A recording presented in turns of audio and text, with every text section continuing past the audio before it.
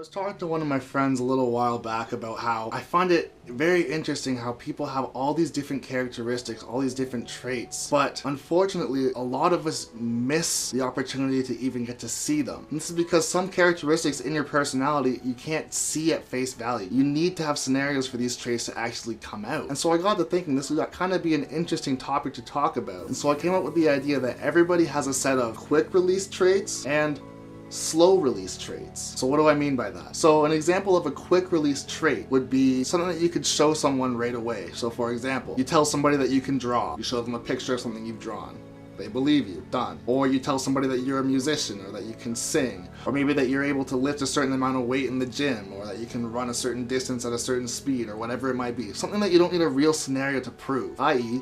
quick release traits. Make sense? And on the other hand, you have slow release traits. So a slow release trait is something that you cannot prove right away. So for example, if I tell you I'm very trustworthy, there's nothing I can do right now to prove that that is true. There has to be a scenario or something has to happen where when it's crunch time and you need to trust me, I can pull through and prove it. Another analogy for me, when I think of the word slow release, for some reason I think of like a bath bomb. So with a bath bomb, if you drop it into the water, what happens? The bathtub does not just explode with bubbles and fill up instantly. What happens is, of course, it falls in and it slowly just starts to expand. I hope you're following this analogy. So just like that bath bomb, you have to take your time to see the full result. So an example for me of when I had to show a slow release trait actually happened just this past summer. So I met this really cool girl during the summer, and we actually became really close friends. Like the kind of close friends like somebody that you had known for a really long time.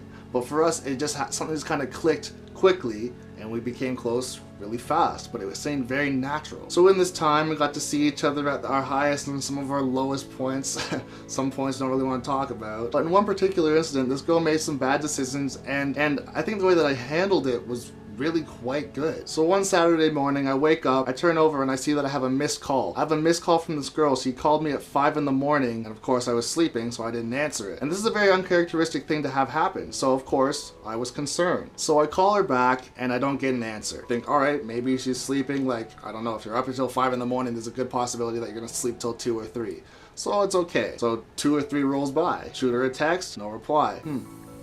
Okay, I don't know what has happened or what hasn't happened, but just relax. She's a big girl, she can take care of herself. Now it's about 7 o'clock at night. I give her another call and nothing happens. So now I'm actually kind of getting a little bit more scared because I don't know if something bad has happened now. Eventually she calls me and says, something happened last night and I have to tell you, but I want to tell you in person. And I'm thinking, okay, what the hell could have possibly happened that could be that bad that you would ignore me all day and now you have to tell me in person? Something serious must have happened. And so now it's later at night, whatever, she comes on down and she says she kind of got mixed in with the wrong crowd and kind of made some bad decisions that she regrets last night, and so she doesn't know how to tell me, and she's deeply sorry, like she's super embarrassed, like super upset at herself. And I'm not sure what she thought I was going to do, but I could see in her eyes the fact that she cared so deeply and was so scared to tell me what she had happened. But by me having the conscious awareness to not make things worse by jumping down her throat or freaking out over anything, instead I reacted completely calmly, like it was almost nothing. Because honestly, I can't say that it was nothing. Like, of course it at the time it might have actually been a really big deal, and somebody else may have actually gotten quite angry. But I know if I make some sort of mistake, the last thing I want is to have someone throw it in my face and say I told you so, or to be angry. That never makes anything better. And so the slow release trait that I actually portrayed was being slow to anger, controlling my temper, forgiving. These are the types of traits that you cannot prove in the moment. You cannot meet somebody for the first time and say, I'm very mild tempered, and then not have to ever prove it. They might take your word at face value, but if you fly off the rails the first time something bad happens, they know that you're basically full of shit. But ultimately, the fact that I handled it the way that I did is something that you could never ever see for the first time meeting me, or even it might almost never come up if nothing bad ever happens. Anyways, the point of this story is the fact that a lot of people now don't give people the opportunity or the chance to get to know each other to really see how someone really is. Everybody has so many sides to themselves that you miss most of them, or you dismiss people before you even actually get to see it. And it's really frustrating because I think a lot of people have a lot to offer as a friend, yet the interactions don't even last long enough for those things to come up. I guess all I'm saying is at the end of the day, a lot of us think that we're a very good judge of character, we can figure people out quite quickly, and some of us really can. Some of us are actually quite good at it, and we can figure somebody out just like that. And you're right. But sometimes these things, they have to be proved in real time, and it cannot be staged. It can't be simulated. So think about it to yourself. What would your slow release traits be? Maybe you have some instances just like this that you've had to react very calmly to a very devastating situation, and you were proud of yourself that you successfully stayed calm, that you successfully handled the situation properly. Maybe these are things that you think you might have to work on. Maybe they've never been brought to your attention. Maybe you have these people around you that you aren't even aware have these characteristics, or these are things that could even be a thing. But at the end of the day, these are the things that people